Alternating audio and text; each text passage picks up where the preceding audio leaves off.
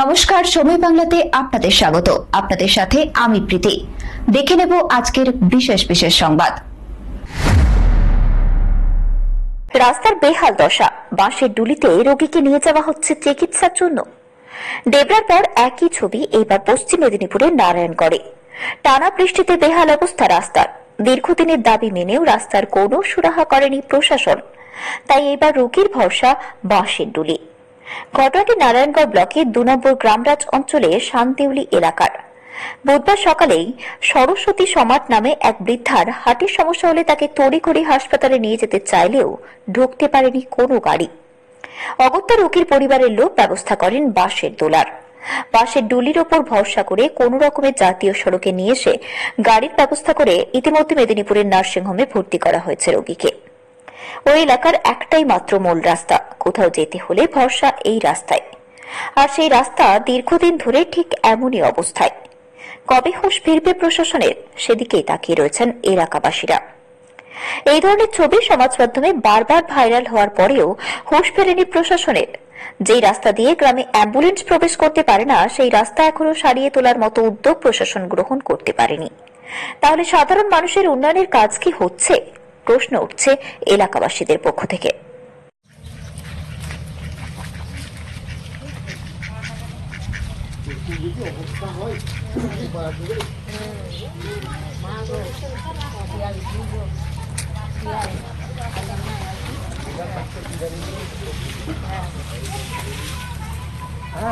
আমি তো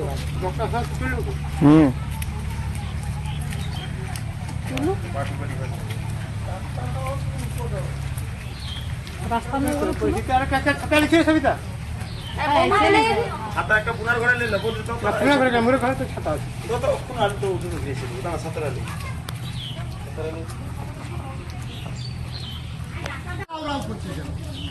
হ্যাঁ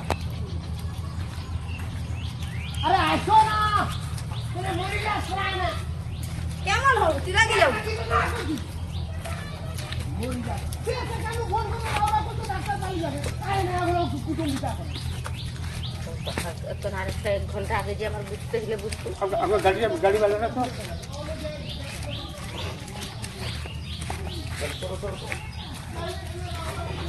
गाड़ी वाला का तो देरी होती है गाड़ी वाला अब दिगो कबा जावा কথা মানে एक हाटे डाक्टर আছে দুটো তুলবি তো সব তুলি পুরা মিলে তুলবি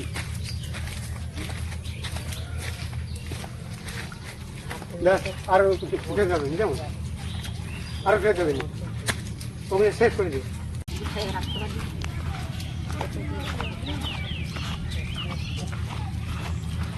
গাড়ি আস গাড়ি নিয়ে গেছে সেখানে ভাই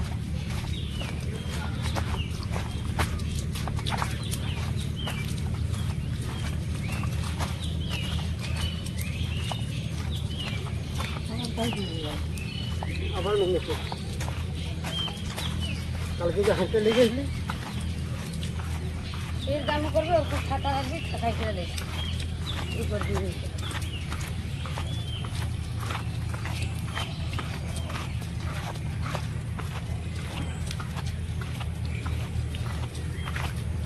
মার্কেট কাজটা পর্যন্ত তুলবি অনেক কাটিয়ে দিয়ে আর কি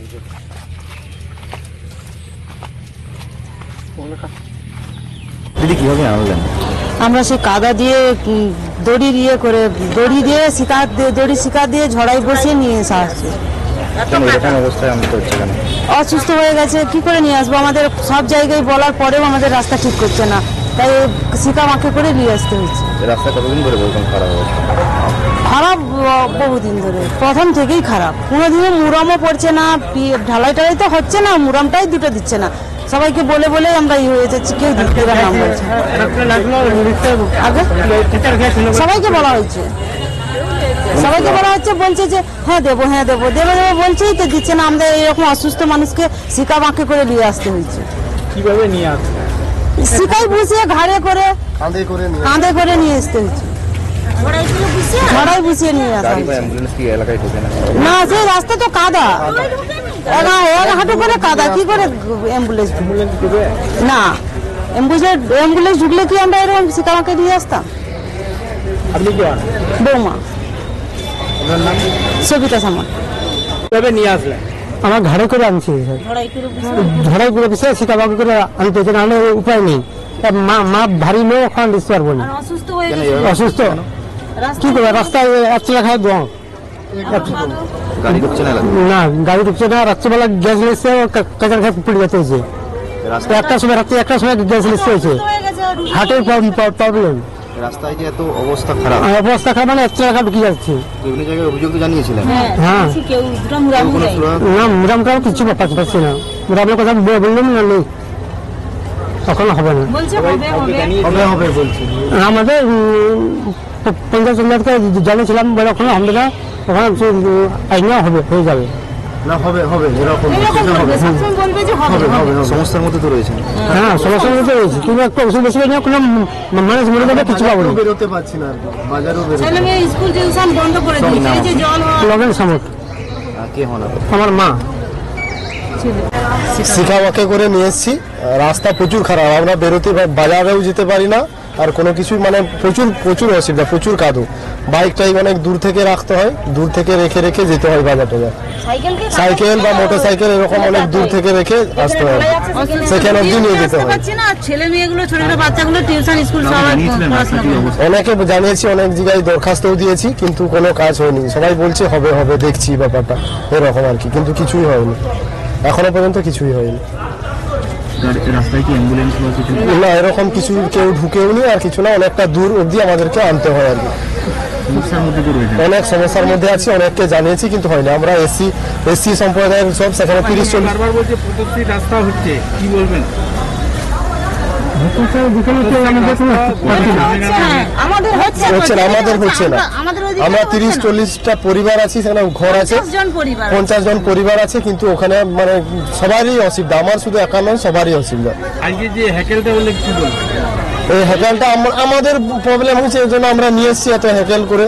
সাধারণ মানুষের প্রবলেম। হ্যাঁ, সাধারণ আমাদেরই সবার এরকম, প্রত্যেককে এরকম হতে হয়, এরকম প্রত্যেক দিন আমরা আসা যাওয়ার প্রচুর প্রবলেম হয়, প্রচুর অসুবিধা।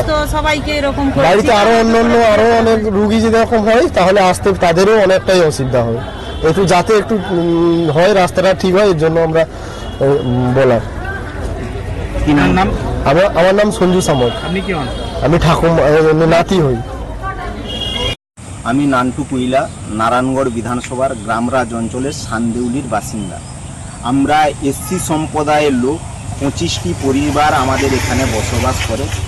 আমাদের রাস্তার এমন বেহাল দশা, তার জন্য আমরা ডিএম সাহেবকে লিখিত কমপ্লেন জানিয়েছি, বিডিও সাহেবকে মেল মারফত কমপ্লেন জানিয়েছি, এবং এসডিও সাহেবকে আমরা মেল মারফত জানিয়েছি, এবং বারে বারে আমরা প্রধানের সাথে ফোনের মারফত যোগাযোগ করি, এবং ওনাকে লিখিত কমপ্লেন জানিয়েছি, যাতে আমাদের রাস্তাটা আমরা বেরোতে পারি, বাচ্চা কাচ্চা স্কুলে যেতে পারে। তার জন্য আমরা বারংবার জানিয়েও কোনো সুয়ারা পাচ্ছি না। আমাদের একই পাড়াতে আমরা এসসি সম্প্রদায়ের লোক, একজন অসুস্থ হয়ে গেলে তাকে খাটে করে আমাদেরকে বয়ে আনতে হয়।